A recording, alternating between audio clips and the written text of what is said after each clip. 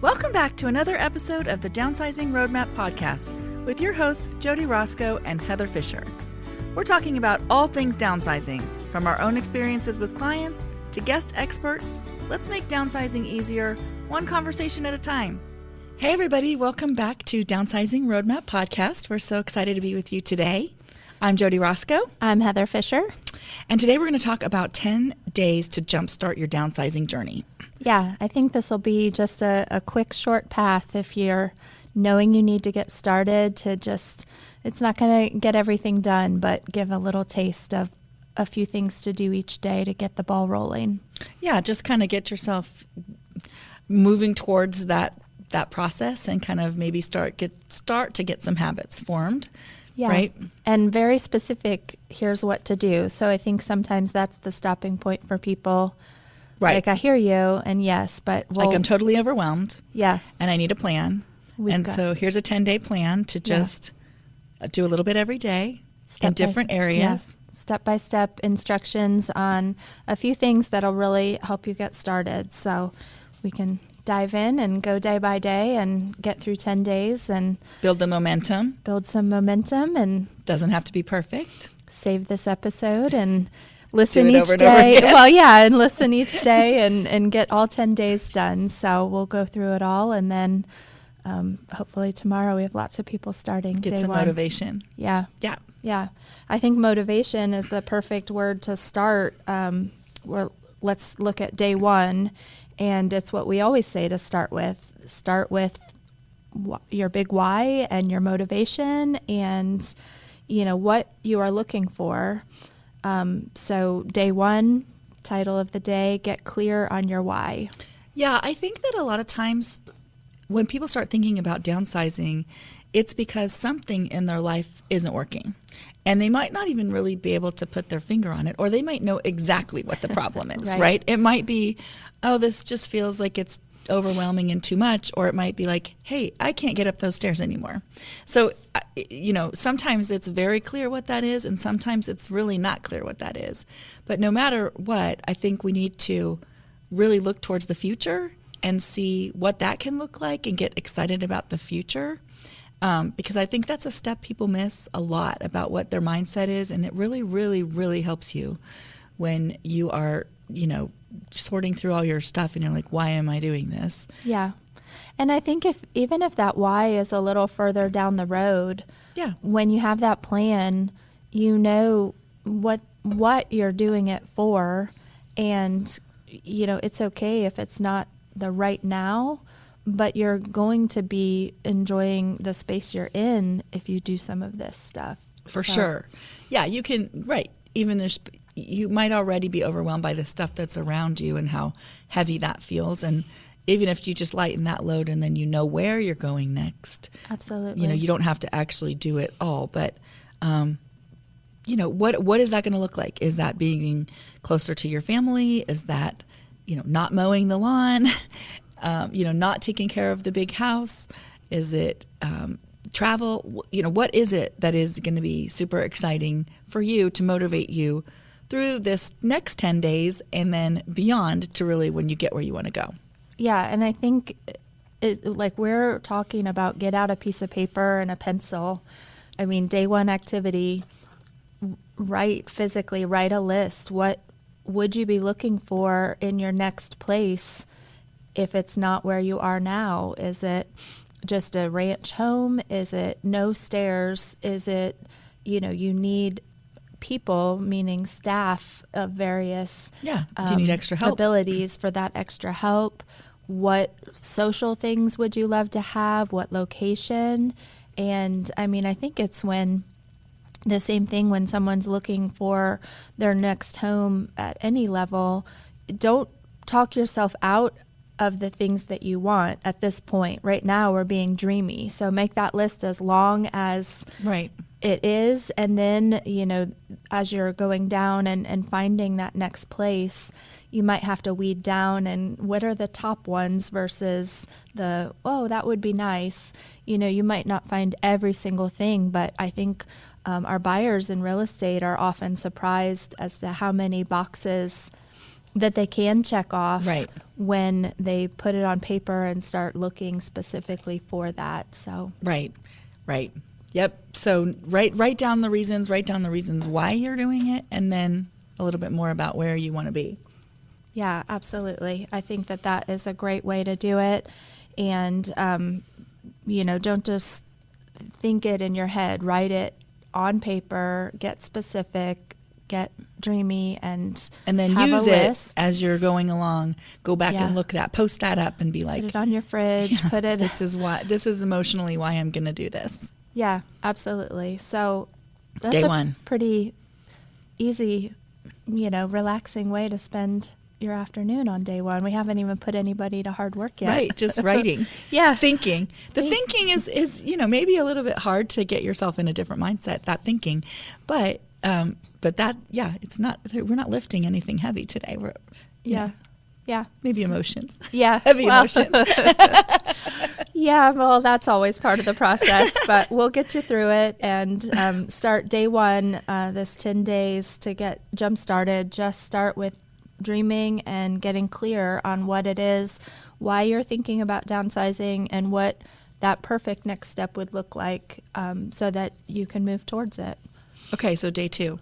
We've realized why we're doing it and what we're going to be gaining, what all the pros are. Day 2, choose one zone, just one small area. Yeah. That's not hard, not emotional. Don't pick pictures. Choose something easy. Junk Yeah. drawer.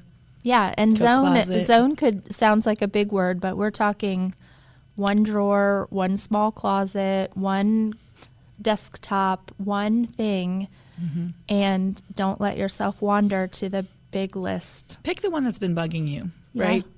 Is it that you can't get your clothes in your closet? Is it that junk drawer doesn't open hardly anymore because you've crammed so many coupons in there? Like, what's happening Yeah. that's really irritating you? And this really is more about getting your momentum started. So don't put on this, okay, now I'm going to clean out my whole house for 8 hours, because that will stall you. So do something that's little that you can accomplish, and you can feel really good about the end of day 2 and feel like, okay. Yeah, and I love how you said pick what's bugging you the most. So get that momentum by doing something that will change your day in a small way. I think for me, it's time to revisit my bathroom, vanity drawers. Mm-hmm. Little disorganized, little extras that I could definitely clean out. But every day I'm in there to get ready for the day. So and you're digging through the stuff that you used to use, but now you didn't like that. So now you're going to use the new stuff, but then you didn't throw away the old stuff. Right, Yeah. right. So we're talking picking something that is something you come across every day, has gotten a little out of control, and just show yourself how easy it is to do one space at a time. And like Jody said, don't pick heirlooms and photos and paperwork. Probably don't even pick the desk if that's where your paperwork is. That's a little tougher. Pick something super simple. Other ideas of those simple places, Jody? I think, you could pick an area of the garage. Maybe it's hard to open your car door out into some, if you've got a lot of stuff packed in the garage. Not the whole garage, just a small section. You could pick the coat closet, some area where you either you use it every day, like you said, and it's annoying you, or you don't ever use it, so it's easy to let go of some of those things. Yeah, yeah. And also, as we said, if that goes really well and it just takes a short amount of time in your day, stop. Even though, don't barrel forward and be like, that was easy, I'll do 3 more. Because when you stop the first time, you've got that momentum and you're like excited and you're like, oh my gosh, I have that accomplishment. I finished it. But if you keep going, then you'll be exhausted by it after that day, and you won't have as much momentum. Yeah, so learn that confidence in yourself that you can do a little bit each day without getting burnout, and just starting to build that habit. We've talked about that on other episodes, that 10-minute challenge to do 10 minutes every day, or to do 100, quick 100, and those different challenges. That's what this is, something small and manageable, and checking that box and then moving on with your day. Because And- you want it to be like, oh my gosh, that was so easy. I could do that every day and that wouldn't be a big deal. Yes. Yep. Yeah. So that's it. So days 1 and 2 done, and On to 3. not even tired yet. Okay, so day 3 is to create your sorting system. So you're going to set up some basic downsizing zones where you're going to have things that you keep, things that you donate, things that are trash, things that you might want to sell, and then maybe a maybe box, right? An unsure thing. And the unsure thing is really, I think a lot of the problem is that we delay our decisions and we procrastinate deciding what to do with things. Yeah. And so don't make everything in the unsure box. Yeah. Really try to be brutally honest with yourself about what you're using and what you're not using. We've talked a lot about the 80-20 rule, and that we really only use 20% of the things in our house. And so you should be able to let go of things in an area where you're working that you aren't actually using. So be honest about them. And so create those zones. Keep, donate, trash, sell, and then a maybe box. And so what goes into each pile? Yeah. So, I mean, keep, my suggestions would be, if it's a keep, then by the end of that project, room, drawer, whatever, that's what's back in there. And so that is a pile while you're sorting, but by the end of the day, when you're finishing up, that is back in your home. It's there for use, and you're done with that area. And then the donate pile, if at all possible, if your space allows, if you have a room that can be a room or a spot where the donate box can live and the maybe box can live while you're doing this, try, by the end of the day, you don't want to have every room end up with piles in the corner. Then you'll be frustrated and it will be harder to go back and address them. So move stuff straight to, the maybe little area, and we'll talk about that a little further, a bit later on how to get through and make those decisions on that. And that donate box, keep it close while you're going through something, and then, move it closer to the car, move it closer to, the garage if you're having a pickup done, but move it out of the spaces so that as you accomplish each task or each area, you're getting them back to being your living spaces with less, and not living among all 4 of these piles. Trash, if make it a pile or a bin while you're working, and then get that out to your trash receptacle and get that out each week when the trash pickup is. Don't keep it piled in corners as, oh, well, I'm not done with the whole house yet. Because once you clear the space, it just starts to feel so much better, and it feels like you have accomplished something. Yeah. So if all you've done is made piles and then you don't do anything with the piles, that's a problem, because now you feel like it's almost messier than it was before you started. Yeah. And then you're like, do I move on to something else? Do I have to clean up this mess? And you start shoving the things that you've already sorted back into, oh, someone's coming for dinner. I got to shove all this back in a closet and all of that. So try to work in a way where you're moving those piles appropriately, either back into the house for the keep or into donate or trash and out of the house, as you can get them to where they need to go, and not letting that maybe pile grow too big. I think there's ways with that maybe pile, you can define it's going to be, I'm not going to let myself have more than this one large box, or I'm not going to let myself have more than these 2 shelves in the garage. Whatever that looks like, if you're putting some parameters, you find yourself wanting to put something else in that maybe pile and it's already full, what are you going to make a decision on? So there's a couple things about what we were talking about before. If it's the 10-minute, or just a quick one thing, one area, one small area, decision fatigue is a real thing. And so if you find yourself putting everything in the maybe box or not being able to make decisions about it, then it's time to stop for the day. So that's number one. But the maybe box, really what it should be is things that you are pretty sure you don't want anymore, but you still have in that your little nagging part of your mind going, what if I need this? What if I'm going to use this? What if I whatever? And so the idea of the maybe box is that you've pretty much already made the decisions about it. So if you don't need something from that box after 6 months, you can donate it without looking again, because the idea is you've really already made the decisions. You put the maybe, you seal up the maybe box and put it wherever the donations are and mark the date 6 months from now. And it's time for it to just donate then. You don't need to open it up and look at it again, because then you're, redeciding. So you don't need to redecide. You only need to open the maybe box if in that 6 months you know specifically something that is in that maybe box that you're like, oh my gosh, I need that thing. Yeah. And you can go get it.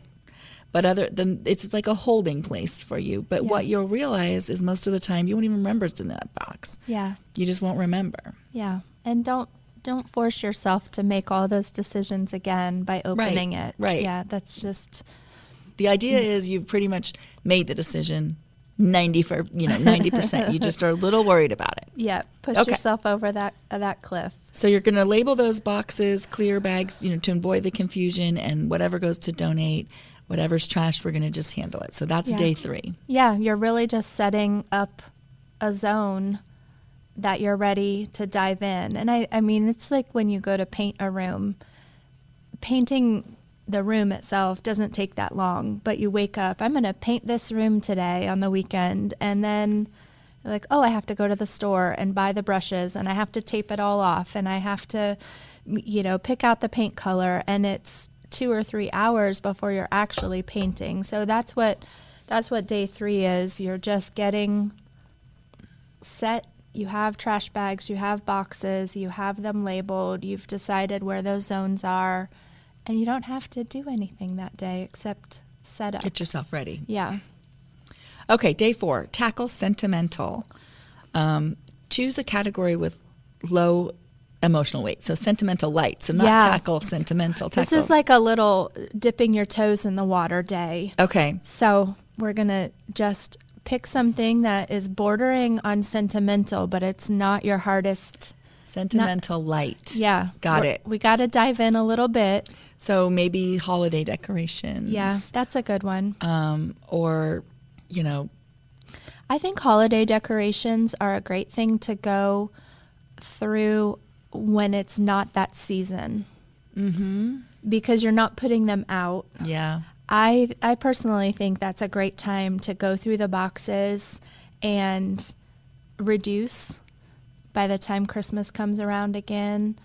And you unpack, you're not going to remember if you gave stuff away, and you're not feeling that, oh, I could just, nudge this little last snowman, out and tuck it here or tuck it there. I think that you maybe have a different mindset when it's not the season of whatever you're going through for holiday. I agree. So it just kind of has a different look, and you kind of bring it out and you're like, oh, I don't know about that. Yeah. Or another good time is if it is after the season, right? And so you have your bins or boxes or whatever of your holiday stuff, and you realize there's stuff in there that you haven't put out in a couple years. It just leaves, it's the bottom of the bin stuff that just never ends up coming out. Yeah. That stuff needs to go. Yeah, absolutely. And especially if your space is changing. Yeah. You're just not you going won't, to put you won't all have the of space that to out. put, right, exactly. Yeah. So choose something. You're just going to practice letting go of something that has a little bit higher stakes without having it be the highest stake ones. Yeah, just getting our feet wet and practicing making some decisions. There is a difference. It is harder on the things that define, those sentimental items like holiday decorations or whatever. Those come with the feelings of those things that you celebrate with your family or friends or yourself. And They are harder than your junk drawer and your kitchen, but don't tackle the hardest. This is just day 4, and we just want to tackle one thing. And again, don't bite off more than you can chew for one day. If you have 10 bins of Christmas decor, let's set a goal. I'll do 2 bins today, and then you're done. Define it before you get started so that you can be done, whether that's a time limit, a certain number of boxes, a certain area. Always make sure you're defining for yourself when you can be done for the day before you get started and just get fed up. Yeah. Okay, so sentimental light, we're going to tackle something that is a little bit sentimental, but not something that's going to just totally bog you down. Yeah. Day 5, do a home walkthrough. So with a pen and a notebook, walk through your house like you're a buyer or a stager and say, would I move this? Is this room look too cluttered? Real estate agents can always come and do this walkthrough with you too. They're excellent at, if you're, thinking you're going to sell it, somewhere down the road, they're excellent at helping you, tell you if there's too much stuff in the room. But think model home, right? When you're looking through. So if you're looking at it with fresh eyes and going, oh, if I was buying this house, like what would that feel like to me? And it might feel like, oh gosh, that's crowded. I need to get rid of some of this furniture. Know that you can always call for a donation.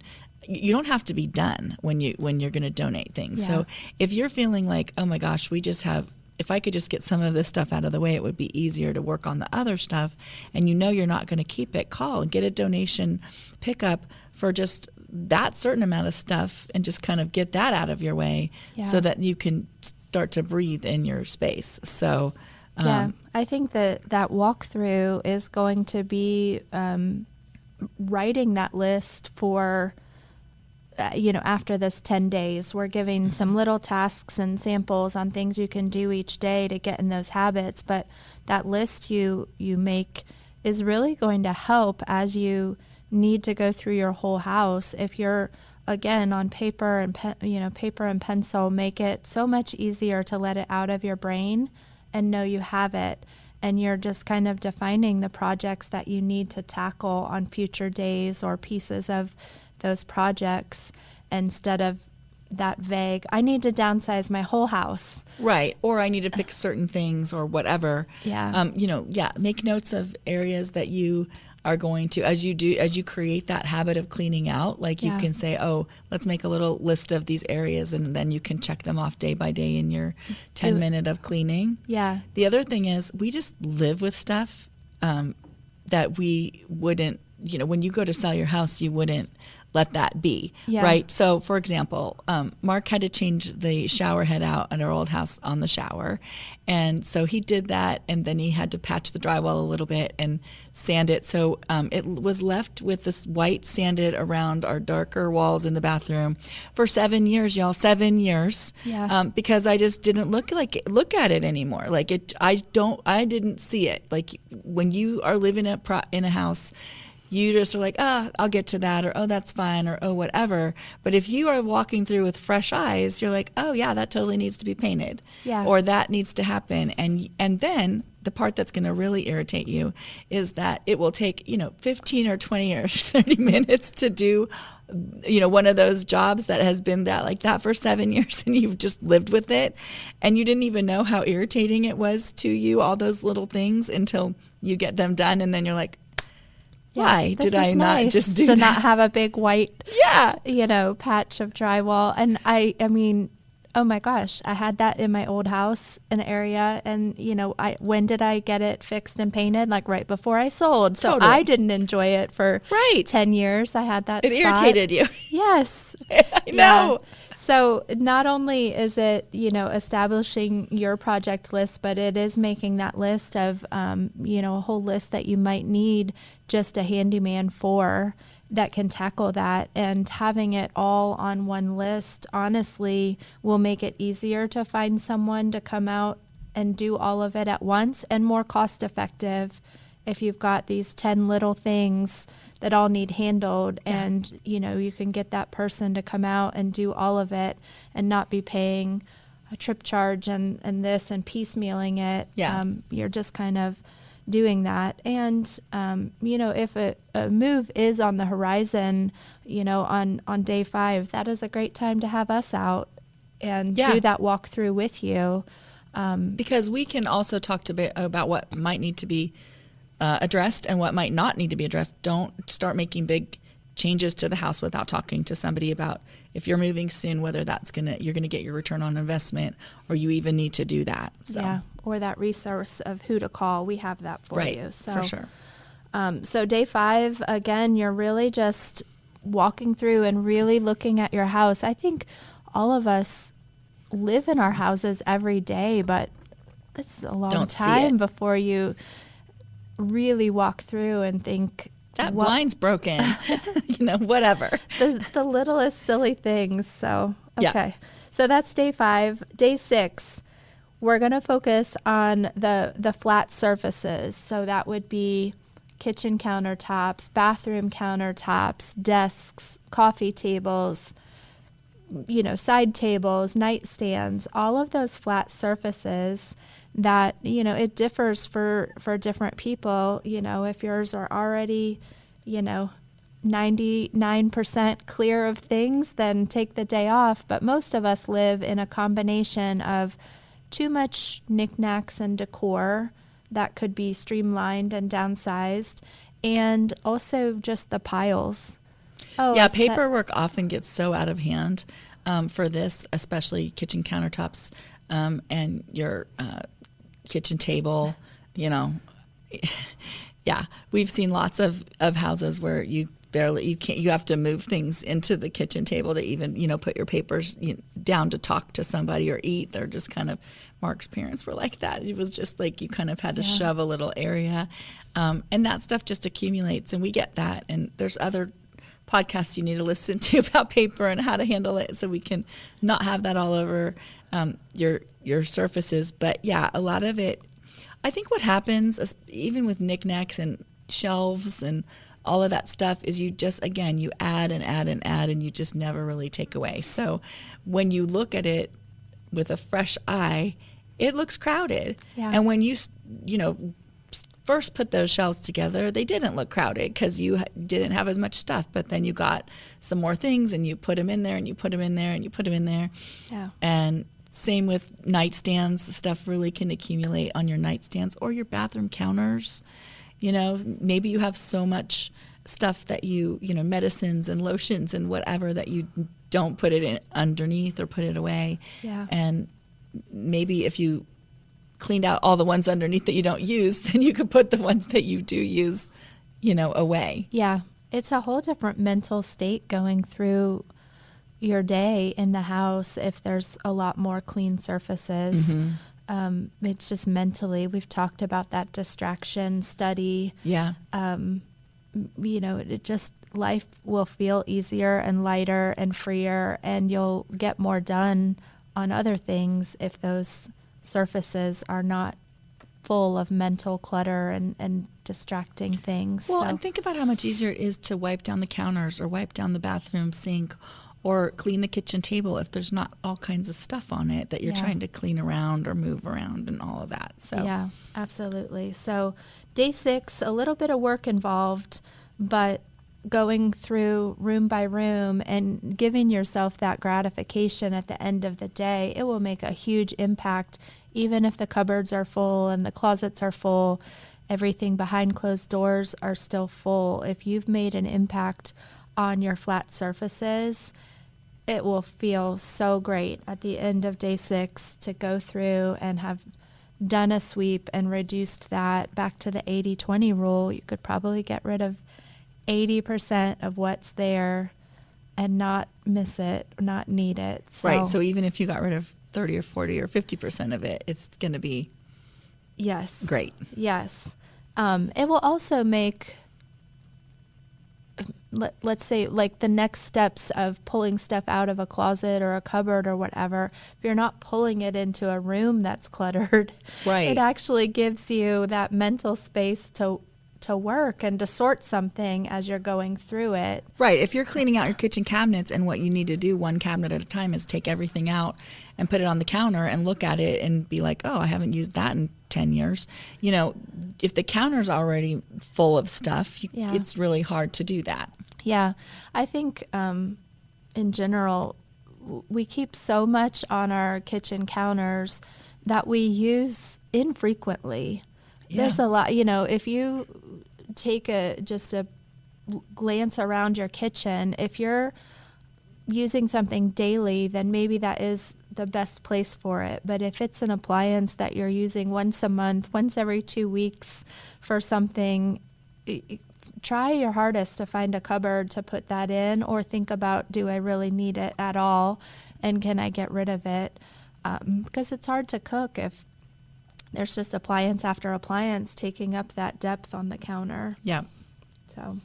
Okay. Flat surfaces, clean. Yes. Okay. Day 6 done. Day 7, involve a buddy. So invite somebody to help you declutter, talk to you about the process. It could be your kids. It could be a friend. It could be a downsizing person. It could be an organizer. Yep. So third parties have different lenses around what's going on. And sometimes that can be very helpful.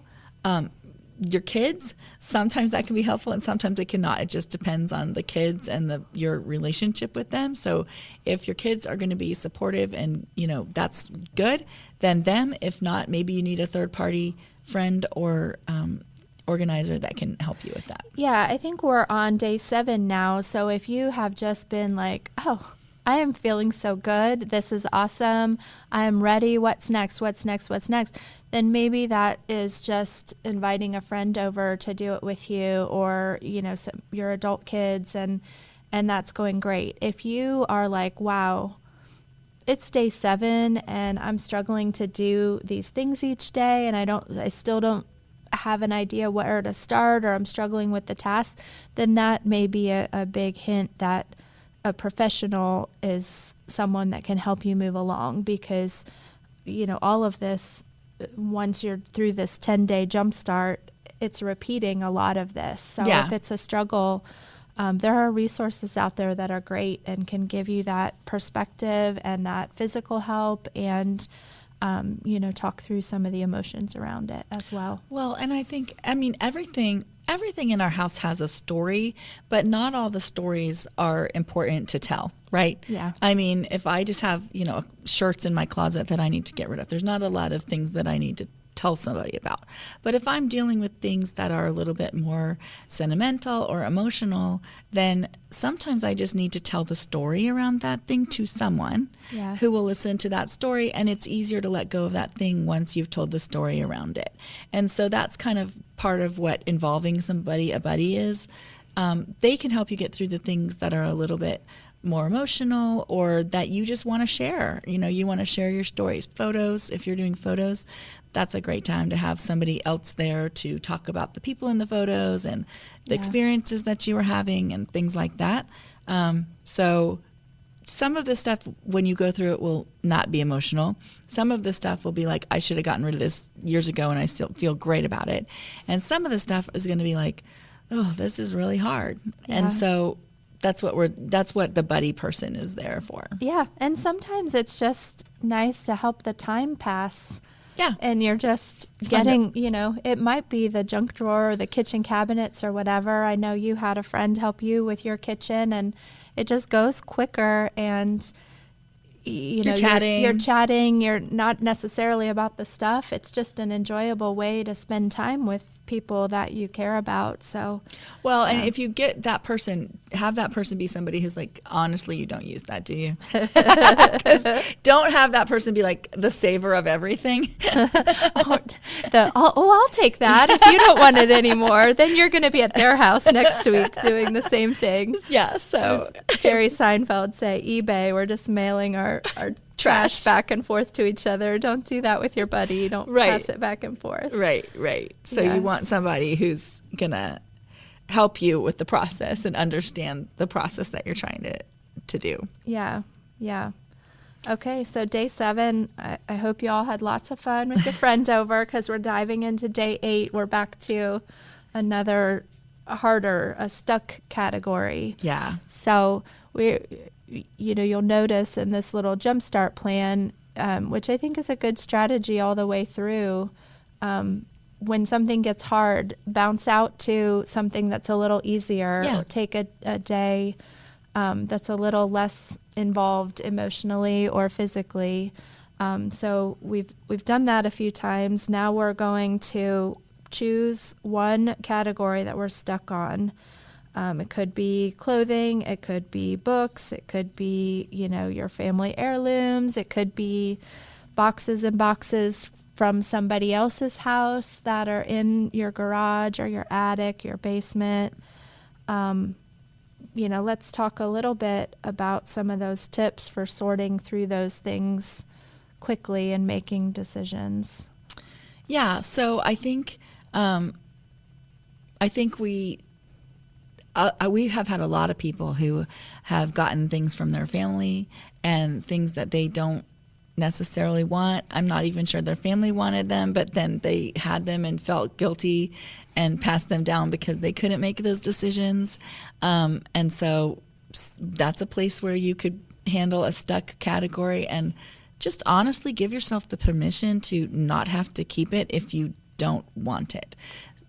So you ask your family if they want it. If there's ask though, don't then just give it to them as the next hand down of guilt. Yeah, because guilt's not a gift, right? Yeah. So and then if not, if you love it and you are displaying it and you are using it, great. If it's in a box in the basement or the attic and you just have it because you have it, and it's time to let it go to somebody else who wants it. So if that's family, fantastic. If that's not family, then we have a lot of resources for donation on our website at downsizingroadmap.com, or if you're in a different area, you can find some really great places to donate things. Yeah, where it can be impactful and meaningful to the recipient. So I guess when we're doing that stuck stuff, it's just, are you going to use it? Are you going to love it? Those are the questions that you need to be asking yourself. Are you displaying it? Yeah. And what's it keeping you from? And, that's a great day to pull out that dreamy list from day 1 that is holding on to all of this, keeping me from the things on this list. Yeah. Because you it's not gonna fit. Yeah, you honestly can't get from here to there without going through all of these. And in what way could I take a piece of why this category is important to me and honor it in a small way? Yeah. In my current space or in my new space, how can I keep the most important legacy from whatever it is that I'm having trouble letting go of? And, we have plenty of ideas for that on other episodes, and we'll revisit that. But there are ways, just like how you took just the salad plates from your mom's extensive china collection. I saw it all laid out at the house. I mean, every serving bowl and platter and teacup and saucer. But you honor it so much by enjoying and loving the salad plates from that collection every year, and so much less to store. Right. And it still feels the same to me. Yeah, and it brings back all of the memories of the Christmases where, you had that full set at your mom's and your grandma's house. So look for ways to do that, to move past those categories and feel good about them, not feel like, oh, those ladies on the podcast told me to throw away everything I love. Right. No. Throw away all the things you don't love. Yeah. And keep the things you do love. Keep what you love and honor them. Yeah. So that you're keeping the memories that you love and enjoying them every day instead of dusty boxes. So, so that's day 8 and almost done. We're getting to the end of 10 days. Yep. Day 9, this is an important one. So way back on, I think, day 2 maybe, or day 3 when we set up those zones, hopefully you've put things in the trash box and the donation box, and the keep box should be put back into the house every day, and the maybe box. But it's time to make a donation drop. get it out of the house. So if you haven't started yet and you want to, schedule that 9 days from now, if you're starting tomorrow, schedule that and someone can come pick it up. If not, pack up that car and drive it to wherever you're wanting to donate. Like Jody said, we've got a lot of places that are great, but get it out of the house, move it out of the space before it creeps back in, before it gets pushed further into a corner of the garage and becomes more stuff that you have to go through again in a few years. Yeah, you don't want it to sit around long enough that you don't remember what it is and then you have to go through it again. Yeah. Like it's like one and done. You touched it, it's done, moving on. So back when I was having some garage sales, because Mark thought that was a great idea, and I actually don't love garage sales, but when that was happening, he would make sure that we had boxes so that whatever didn't sell at the garage sale was absolutely not coming back in the house. Yeah. And so he would literally like pack it up as soon as the garage sale was done and take it straight to Goodwill or, look whatever donation place that you were, looking at, and it would be out of the house and never come back in the house, because that's an easy thing to do, to rethink it over and over. Yeah, and I think that's a great spot where people that want to help you through this process, if it's hard for you physically, if it's boxes, if it's a lot, if you've done a great job and there's lots to move out, call in those resources, a friend, a neighbor, your adult kids, and, say, hey, let's have some coffee, and can you help me get all of this to the donation center? And everybody would be thrilled to help with that. You've already made the decisions, and there's help to do that, and it's so freeing once it's moved out of the house and it's done. Yep, for sure. And then it gives you room to do more work, right? Yeah. So Yeah. make the donation drop, or call for it and get a pickup and have them pick up some things and clear it out a little bit. Day 10.